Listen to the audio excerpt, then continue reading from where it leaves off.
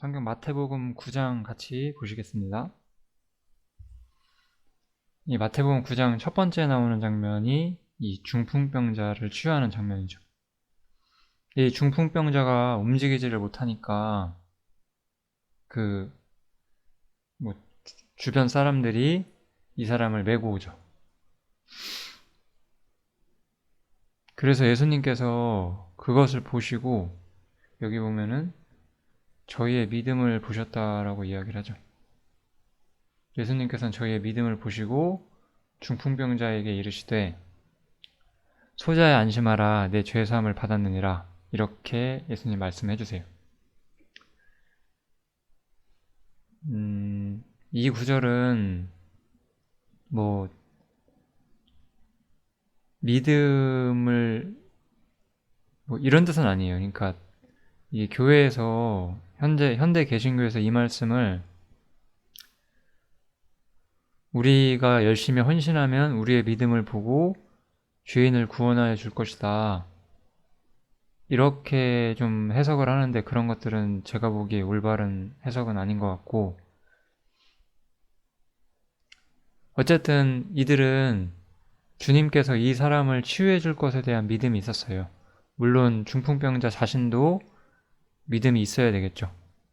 이 중풍병자가 믿음이 있었냐 없었냐, 당연히 사실 믿음을 가지고 있었어요. 이런 건 우리가 어떻게 알 수 있냐면 앞에 있는 장면들을 보면 돼요. 앞에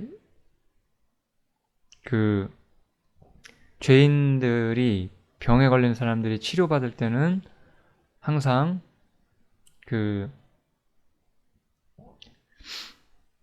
그들의 믿음 때문에 그들이 치료를 받죠. 그렇기 때문에 이 중풍병자에게 그것이 믿음이 없었다라고 생각할 수는 없어요. 아무튼 그리고 여기서는 또한 중풍병자를 여기까지 데리고 올 수 있었던 어떤 그 주변 사람들의 믿음도 같이 볼 수가 있죠. 이러한 믿음은 단순히 이제 우리 8장에서는 그냥 그들의 병이 치료되는 것만 나오잖아요. 근데 여기서는 이 병을 치료하는 것과 사실 죄를 사해준다는 것이 예수님에게는 동일한 개념이라는 것이 나타나기 시작을 하는 거죠. 사실 이게 중요한 거죠. 주님께서는 자신이 죄를 사해 주시는 분, 여호와 하나님 자신임을 여기서 드러내고 있어요. 그래서 제가 여기다가 이렇게 기록을 해놓은 거예요. 믿음이라고 하는 것은 항상 우리에게 더 선명한 계시를 보여주는 계기가 돼요. 사람들은 예를 들어 성경을 우리가 연구한다고 했을 때 성경을 연구하면 더 많은 것을 배울 것이라고 생각을 하죠. 어떤 점에서는 맞는데, 우리가 아는 것이 헛된 지식이 되지 않고 나 자신이 하나님께 온전히 나아가는데 어떤 힘이 돼줄 수 있는 그런 것들이 되려면 우리는 항상 순종과 믿음이 필요한 거예요. 순종과 믿음이 없이 우리는 하나님을 알지 못해요. 이런 것들이 없는 지식은 헛된 지식이거든요. 그래서 순종과 믿음은 항상 굉장히 중요한 것이고 어떤 진리를 더 선명하게 드러내주는 계기가 된다. 이렇게 우리가 생각해 볼 수가 있어요. 그래서 어쨌든 저는 여기서 저희의 믿음을 본다라는 말에 대해서 그냥 조금 말씀을 드리고 싶었고, 이 죄사함과 병치료에 대해서는 여기 다시 한번 제가 정리를 해볼게요. 주님께서는 여기서 죄를 사하시는 분이라고 자신을 나타내 주세요. 그리고 죄를 용서하시면서 또한 병을 치료하시죠.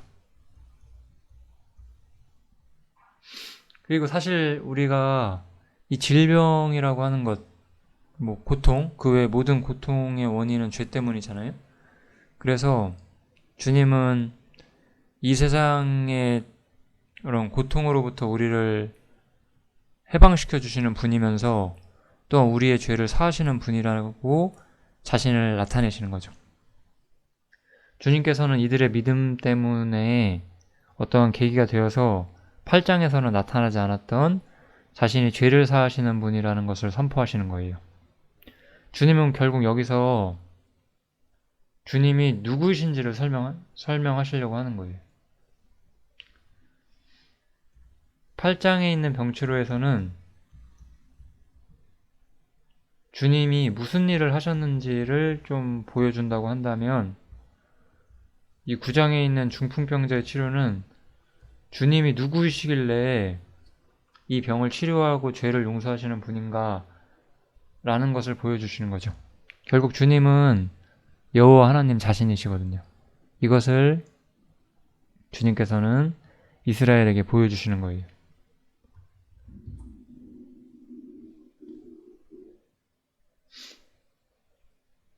주님께서 이렇게 말씀하셨을 때 서기관들은 주님을 극렬히 반대했어요.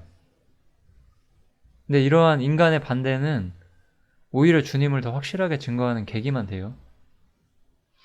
그래서 서기관들이 속으로 이 사람이 참남하다, 예수께서 그렇게 얘기를 했고 예수께서는 그 생각을 아시고 가라사대 너희가 어찌하여 마음에 악한 생각을 하느냐, 내 죄사함을 받았느니라 하는 말과 일어나 걸어가라 하는 말이 어느 것이 쉽겠느냐. 그러나 인자가 세상에서 죄를 사하는 권세가 있는 줄을 너희로 알게 하려 하노라. 이렇게 이야기를 하시는 거죠. 서기관들은 예수님이 죄를 사하는 것을 보고 참남하다고 생각했지만 죄를 사할 수 있는 분이 병까지 치료하는 것은 어려운 일이 아니다 라고 말씀을 하시면서 인자, 예수님 자신이시죠? 예수님 자신이 이 죄를 사하는 권세가 있는 분이라고, 여기 보면 세상에서 죄를 사하는 권세가 있는 줄을 너희로 알게 하려 하노라 이렇게 말씀하시죠. 즉 인자는 메시아였어요. 이스라엘을 구원하고 죄를 용서하는 여호와였죠. 예수님 자신이 누구인지를 오히려 확실하게 증거하게 되는 계기가 됐어요. 이렇게 해서 이제 병치료 장면이 약간 끝나고 좀 새로운 장면이 나오게 되는데, 이것은 병을 치료하는 장면 아니지만 사실 훨씬 더 강력하고 중요한 장면이다. 저는 그렇게 생각이 들어요. 이 마태라고 하는 사람이 마태복음이잖아요. 지금 저희가 공부하고 있는 게. 그 마태가 자신의 이야기를 써놨어요. 이 마태라고 하는 사람이 세관에 앉은 것을 보고, 그 세금을 징수하는 곳이죠. 이 사람은 돈과 많은 관련이 있었던 직업을 가지고 있었어요. 이 마태라고 하는 사람이 세관에 앉은 것을 보시고 이르시되 나를 쫓으라 하시니 일어나 쫓으니라. 예수님께서 마태를 보고 나를 쫓으라 라고 말씀하셨고 마태는 즉각적으로 이렇게 순종을 하게 되죠. 여기서는 사실 마태라는 사람이 돈에 묶여있는 사람이란 걸 볼 수가 있어요. 이 사람은 어떤 세리로서 어떤 돈을 출납하고 관리하는 그런 일을 하고 있었고, 자신의 일에 매여 있는 사람이었고, 어떤 자신의 어떤 관심과 목표에 사로잡혀 있는 사람이었죠. 그래서 뭐 이 경우엔 돈인데, 사실 돈뿐만 아니라 돈은 사실 성경에서 하나님과 반대되는 가장 대표적인 것으로 묘사가 되어 있거든요. 근데 뭐 하나님과 반대되는 것이 꼭 돈만 있는 게 아니잖아요. 결국 이 세상에서 사람을 묶고 있는 모든 것들이 다 돈으로 상징이 된다고 봐도 되겠죠. 아무튼 이 사람은 그러한 세상의 어떤 족쇄 같은 것들에 완전히 사로잡혀 있었어요.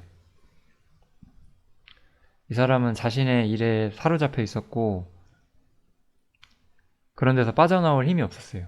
어떤 세상이 주는 어떤 그런 자신의 정욕에 사로잡혀 살고 있었고 그래서 돈이나 이런 것들을 추구하며 살 수밖에 없었던 거죠. 그런데 주님께서는 이런 사람한테 자신을 따라오라고 말씀하세요. 그랬더니 마태는 바로 즉각적으로 자신을 사로잡고 있는 것에서 벗어나게 돼요. 여러분은 이게 안 되실 것 같아요? 전 이것을 이해하지 못하는 그리스도인들은 사실 많은 문제가 있다고 저는 생각을 해요. 주님이 우리 각자에게 따라오라고 말씀하실 때 그건 정말 한없는 가치를 지니는 거거든요. 내가 어떤 것들에 사로잡혀 살고 있든지 간에 그런 것들을 다 내던지고 주님을 쫓을 수 있게 만들어 주잖아요. 주님의 말씀, 나를 따라오라고 하시는 주님의 말씀이 얼마나 우리한테 커다란 어떤 힘이 되고 우리를 매료시킬 수 있는가라고 하는 문제죠. 나를 사로잡고 있는 돈이나 명예나 정욕이나 내가 가진 욕심들이 주님을 따라오라고 하는 말씀보다 더 귀하냐? 절대 그렇지 않잖아요. 참 이게 너무나 저는 중요하다라고 생각이 듭니다. 주님을 따라오라고 하시는 말씀. 그리스도인들은 주님이 나를 불러주시는 것을 이 세상 최고의 영광으로 알아야 되잖아요. 얼마나 영광스러워요. 주님께서 나를 따라오라고 하시는 것이. 우리가 그러한 부름을 받았어요. 그러면 우리는 그 이전에 우리를 사로잡고 있던 것들로부터 자유로워지거든요. 이런 것들이 불가능하다라고 생각하실 필요도 없고 이런 것들이 뭐 할 수 없는 일이라고 생각하셔서는 절대로 안 되고요. 주님의 말씀은 그런 힘이 있어요. 그럼 내가 벗어나지 못한다는 건 무엇 때문이냐? 사실 믿음이 없기 때문이죠. 그리고 믿음만이 나를 하나님께로 보내줘요. 하나님께로 가는 길은 오직 하나잖아요. 믿음. 주님이 나한테 따라오라고 하실 때 이 길을 따르면은 내가 이 세상에서는 결코 붙잡을 수 없는 영원한 영광의 길을 내가 따라가는 것이다. 이런 것에 대한 믿음이죠. 믿음만이 우리를 주님을 쫓게 만들고 주님을 따라가게 만들고 이러한 것들만이 우리를 사로잡은 것으로부터 우리가 자유로워지게 되는 거죠. 왜 우리는 주님을 따르라고 하는 말씀에 순종하지 않으면서 내가 이런 것에 묶여 있어서 못한다라고 말하는 것만 좋아하는가? 저는 그걸 불신이고 불순종이라고 생각해요.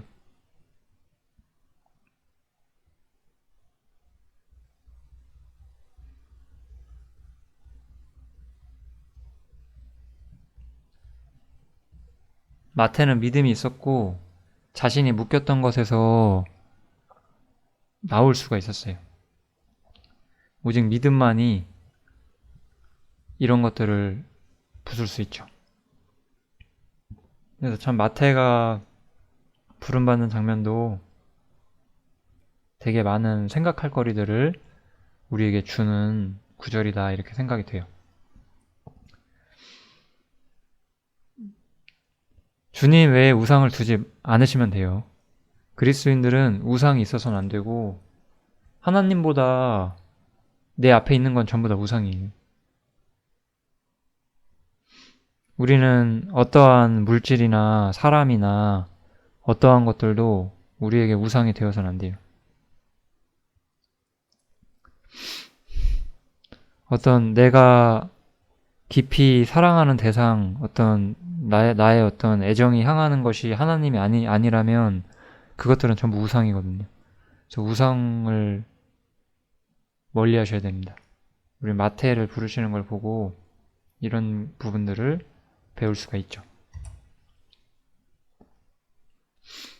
이 돈을 사랑했던 마태가 예수님께 부름을 받은 이후에 이 마태의 집에서 사실 어떤 일종의 식사를 하죠. 이건 이제 마태가 자신을 사로잡고 있던 것에서 빠져나와서 오히려 그것을 가지고 베푸는 장면을 우리가 볼 수가 있어요. 그래서 마태는 하나님을 따르고 섬김과 베품의 삶이 좀 시작되었다는 것을 우리가 볼 수가 있고요. 그러나 이제 여기서 바리새인들은 오히려 제자들에게 어찌하여 너희 선생은 세리와 죄인들과 함께 잡수시느냐 이렇게 반대를 하게 되죠. 좀 되게 율법적인 사람들이에요. 근데 항상 우리 아까 그 중풍병자 사건이나 거기서도 봤던 것처럼 이 바리새인들의 반대가 또한 또 새로운 것들을 배울 수 있는 계기가 되는 거죠. 주님께서 이 바리새인들의 질문에 대해 답을 하는데 그래서 굉장한 이야기를 해주시잖아요. 너희는 가서 내가 긍휼을 원하고 제사를 원치 않노라 하신 뜻이 무엇인지 배우라. 이 호세아 성경에 나와 있는 이것을 배우라고 하시면서 내가 의인을 부르러 온 것이 아니라 죄인을 부르러 왔다라고 말씀하시면서 주님은 긍휼을 가지고 자신의 죄를 회개하고 주님의 은혜를 구하는 그런 사람들을 찾으러 오셨다라고 이야기를 하는 거죠. 너무나 사실 명확한 대답이지 않나요? 주님께서 찾는 사람들은 정해져 있어요. 내가 노력한다고 어떤 사람의 마음이 이렇게 되진 않아요. 나는 사람의 마음을 이렇게 여기서 말한 것처럼 이 죄인과 긍휼을 구하는 사람의 마음으로 바꿀 수가 없거든요. 그것도 하나님이 하시는 일이에요. 그럼 우리의 역할은 무엇이냐? 전하는 사람일 뿐이죠. 우리는 이 주님의 메시지를 전하는 사람들이에요. 이 사람의 마음이 바뀔지 안 바뀔지는 나의 능력 밖에 있는 문제이긴 하지만 나는 전하는 사람으로서 나의 역할을 하면 돼요. 그래서 주님께서 세리와 죄인을 찾으시는 분이라는 거, 긍휼을 가지고 사람을 부르시는 분이라는 걸 우리가 보았고, 이 요한의 제자들의 질문은 좀 다른 질문이죠. 요한의 제자들이 예수께 나와 우리와 바리새인들이 금식하는데 어찌하여 당신의 제자들은 금식하지 아니하나이까? 라고 묻게 돼요. 이 질문은 요거 제가 답을 써놨어요. 어째서 예수님의 제자들은 유대교의 규례를 철저히 순종하지 않느냐, 지키지 않느냐, 요한의 제자들은 이것을 묻고 싶었던 거예요. 이 유대인들에게 율법이란 것은 굉장히 강력한 어떤 그들을 묶고 그들의 삶을 어떤 지배하고 있던 힘이었거든요. 다윗이 시편 1편에서 말하잖아요. 여호와의 율법을 깊이 묵상하는 자가 복 있는 자라고. 그만큼 이들이 율법과 유대교의 말씀을 지키는 것들을 중요하게 생각을 해왔는데 주님의 제자들은 그렇게 하지 않았어요. 여기서 또 참 이 정말로 세상에서 진짜 제가 이렇게 너무 미사역을 남발하면 안 되는데 하여튼 진짜 너무너무 중요한 진리 하나가 또 드러나게 되죠. 새 포도주는 새 부대에 담아야 한다 라고 이야기를 하는 거예요. 이 구절은 읽어보시고요. 저는 설명을 좀 할게요. 이 새 포도주는 그러니까 뭐겠어요? 이 새 포도주는 복음이에요.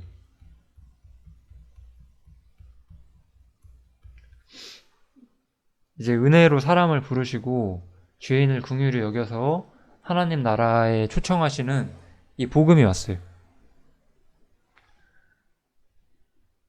옛 포도주는 쉽게 말하면 율법이겠죠. 이것과 반대되는 개념은 과거 이스라엘이 가지고 있었던 율법이라고 봐야 되겠죠.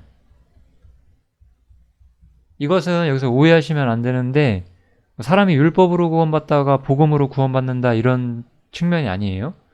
언제나 사람은 믿음으로 구원을 받아요. 율법이냐 복음이냐가 아니라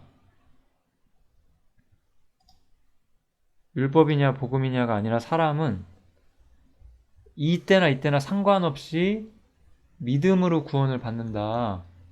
이게 바로 로마서에서 바울 사도가 해주는 말이잖아요. 구약 시대나 신약 시대나 믿음으로 구원을 받았다. 아브라함도 믿음으로, 우리도 믿음으로 구원을 받는다. 이렇게 이야기를 하죠. 그래서 여기서 말하는 거는 어떤 종교 시스템 혹은 그 복음이 흘러가는 체제를 말하는 거예요. 다윗은 하나님을 믿었기 때문에 율법에 순종했던 것이고, 아브라함은 하나님을 믿었기 때문에 율법이 없던 시대에도 하나님을 따랐다는 거예요. 그것처럼 지금 복음을 믿는 것은 은혜에 속하는 일이에요. 그런데 어쨌든 그 사람들은 다윗은 믿었기 때문에 율법을 지키기 시작했잖아요. 근데 이제 우리는 믿음을 가졌기 때문에 이제 복음이라고 하는 새로운 시대 안에 들어오게 되었고, 이 새 포도주가 복음이기 때문에 기존의 율법이라는 시스템 아래서 하던 종교 생활도 같이 폐지가 돼요. 왜냐하면 이거는 율법은 사실은 이제 우리가 뭘 알 수 있냐. 이 율법을 준수한다는 것은 낡은 가죽 부대라고 볼 수가 있죠. 이걸 뭐 율법 준수라고 하면 되겠죠.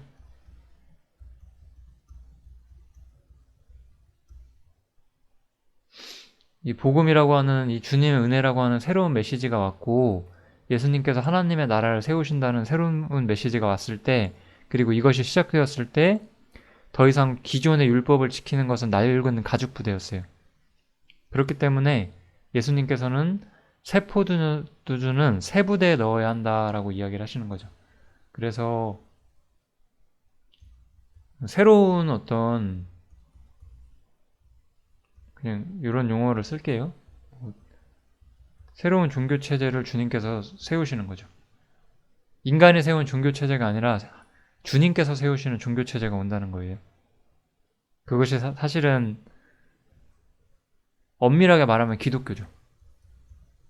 근데 현대 기독교가 그러냐? 그건 또 아니에요. 왜냐하면 현대 기독교는 그 형식과 시스템이 여기로 돌아가고 있어요. 그런 것들이 아니라 사실은 이 신약 성경을 통해서 나타나게 된 어떤 신약 성경 가르침을 그대로 우리가 가져가게 된다면 그것이 바로 새로운 부대가 되는 거죠. 어쨌든 새로운 질서가 오게 되고 새로운 섬김의 방식이 오게 되는 이런 것들을 상징하게 되는 거예요. 이거는 구약과 신약이 어떻게 구분되는지에 중요한 어떤 단서를 제공해 주죠.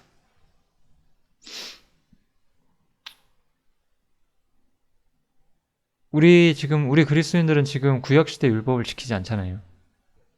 구약에서 말하는 것처럼 우리가 순종한다고 재물을 얻는 것이 아니거든요. 그런 시대가 아니에요. 그거는 옛 부대거든요. 낡은 가죽 부대죠. 우리는 이제 복음을 믿고 주님과 연합돼서 하늘에 있는 하나님 우편의 자리를 사모하는 사람들이 되었고, 그런 사람들에게는 새로운 방식의 삶이 필요해요. 그것을 사실 가르쳐주는 것이 기독교인데, 지금 현대 기독교는 그것을 가르쳐주진 않죠. 뭐 아무튼지 간에 새 포도주는 새 부대에 넣으라는 것은 이런 의미를 가지고 있어요. 율법 시대는 이제 지금 종결됐어요. 율법 시대는 종결됐고 새로운 질서가 오게 될 거예요. 왔죠. 그리고 지금 우리는 그래서 이 복음이란 것은 새 부대에 담아야 돼요. 그래서 율법은 우리를 인도하는 절대 어떤 가르침이 될 수가 없죠. 갈라디아서를 보시면 바울 사도는 율법으로 돌아가는 것을 극렬히 반대하고 있거든요. 이런 교훈을 가지고 있습니다. 이 구절은.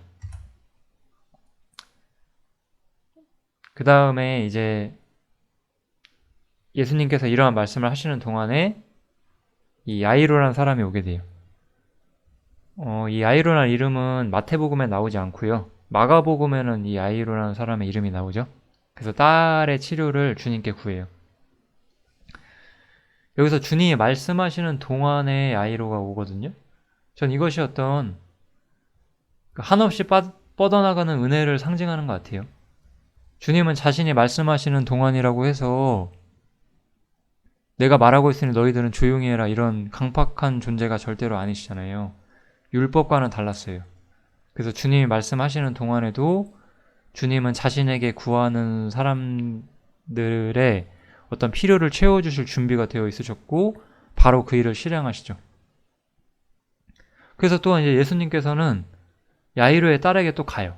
이 가는 동안에 또 혈루증 앓던 여자가 믿음으로 주님을 만지고 치료가 되죠.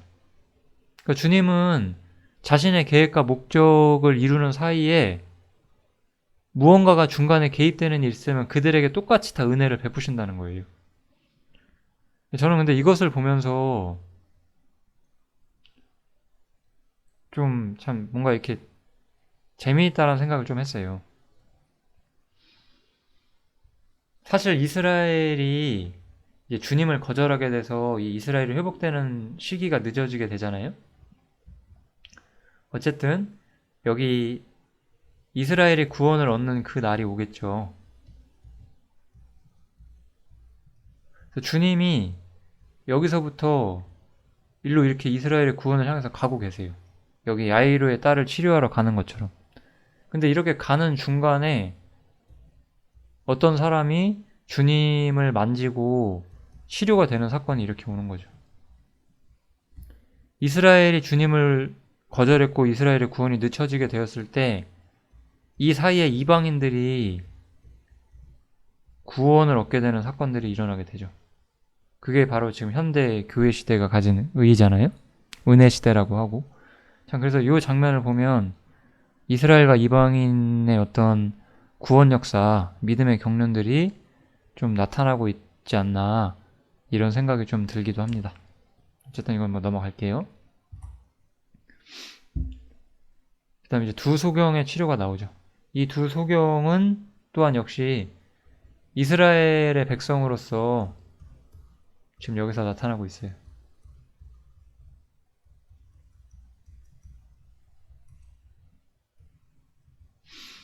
그래서 이 두 소경이 따라오면서 소리질러 가로되 다윗의 자손이여 우리를 불쌍히 여기소서 하더니, 전 여기서 이 두 소경이 예수님을 다윗의 자손이라고 불렀다는 것이 좀 의의가 있다고 생각을 해요. 이게 무엇인지 제가 여기서 뭐 명확한 답을 좀 드릴 수는 없는데, 예수님을 이스라엘의 왕으로서 이들이 인정한다는 뜻이 되겠죠.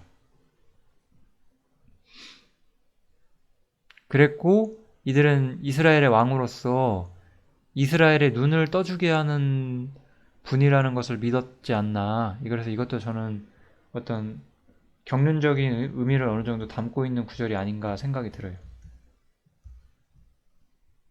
그래서 이 두 소경은 우리를 불쌍히 여겨달라고 했고 주님께서 능히 그것을 해주실 것을 믿었어요. 이 내가 능히 이 일할 줄을 믿느냐 대답하되 주여 그러하오이다. 이러한 대화는 이건 여호와와 이스라엘의 사실 대화라고 할 수 있거든요. 그래서 이들은 어떤 이스라엘의 회복을 또한 기다리는 그러한 어떤 상징적인 모습들을 가지고 있다라고 생각이 드네요. 그 사실은 이들이 치료된 다음에 예수님께서 너희가 치료된 것을 알리지 말라고 하는데 그것이 아마 이스라엘이 거절당하는 것이 아마 이유가 될 것이다. 좀 그렇게 생각하셔도 될 것 같아요. 아무튼 이들의 믿음대로 이스라엘의 믿음대로 치료가 되게 되죠. 그래서 아무튼 이 두 소경의 치료, 어쨌든 병을 치료하시고 어떤 죄의 무게로부터 사람들을 해방시키시는 일을 주님께서는 계속해서 하시고 계시죠. 그런데 이 참 주님을 반대하는 사람들은 참 악해요. 귀신을 쫓아내고 벙어리가 말을 하고 그 소경들이 눈을 뜨는 이러한 엄청난 역사가 일어나고 있는데 바리새인들은 예수님께서 귀신의 왕을 빙자해서 귀신을 쫓아낸다라고 이렇게 악한 어떤 참소를 하는 거죠. 모함을 하고 정말 악한 사람들이죠. 심판이 예비된 존재들이었어요. 정말로 이 바리새인들은.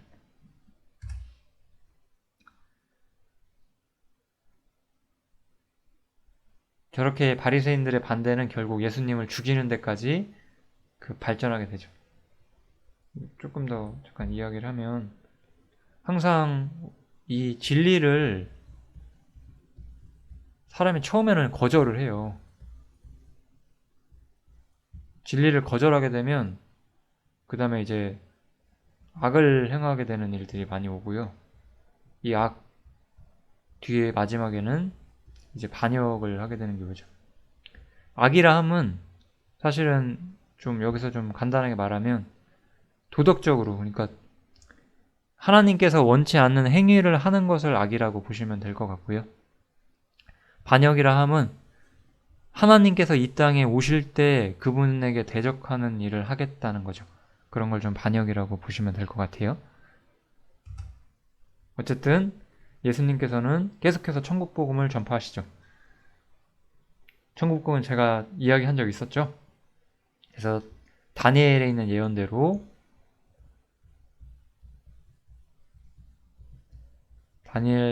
예언대로 하나님께서 한 영원한 나라를 세우시겠다는 약속, 그리고 이제 그 나라를 세우시기 위해서 그 나라의 주인이신 예수님이 이 땅에 왔다. 그래서 나는 이 천국을 세우기 위해서 모든 병과 약한 것들을 지금 치료하고 있다. 이 메시지가 지금 전파가 되고 있는 거예요. 이것을 사실 모든 이스라엘에게 하시려고 주님은 사역을 하시는 거죠. 하지만 이스라엘은 넓었고 추수할 것은 많았는데 일꾼이 적었어요. 그래서 예수님께서는 일꾼들을 준비시키기 시작을 하죠. 그래서 먼저 주님께 기도를 하세요. 이 일꾼이 세워지는데 주님이 기도했다는 것은 사실은 어떤 일꾼이 세워지는 것도 하나님의 뜻 가운데 세워지는 것이다. 우리는 좀 그런 장면들을 좀 볼 수 있는 것 같아요. 사람은 기대를 하죠. 저 형제는 일꾼이 될 수도 있겠다. 근데 하나님 보시기엔 아닐 수도 있잖아요. 반대일 수도 있죠. 저 형제는 인간의 눈으로 보기에는 일꾼이 될 만한 사람이 아닐 수도 있는데 하나님께서 그 사람을 세우실 수도 있죠. 이 일꾼을 세우시고 하나님의 일을 시키시는 일들은 모두 하나님의 어떤 뜻에 달려있다라고 우리가 봐도 될 것 같아요. 여기서 일꾼이라 함은 꼭 어떤 전도자들만을 말한다고 생각할 필요는 없겠죠, 우리가. 우리는 하나님께 맡은 바 책임에 대해서 다른 사람들과 할 얘기가 없고 오직 나를 보내신 주인과만 할 얘기가 있을 뿐이잖아요. 그러니까 이렇게 일꾼을 보내고 추수를 시키시는 것은 하나님의 뜻 가운데서 일어나는 일이다. 우리가 여기까지 좀 볼 수가 있을 것 같고요. 그래서 이렇게 일꾼을 준비시키기 위해서 주님께서 기도하시고 10장에서는 이제 제자들이 부름을 받으면서 시작을 하죠. 우리 12명의 제자들이 이 10장이 시작될 때 부름을 받게 되죠. 아무튼 9장은 여기까지 하고 10장 할 때 이 제자가 부름받는 이야기 마저 하도록 하겠습니다. 감사합니다.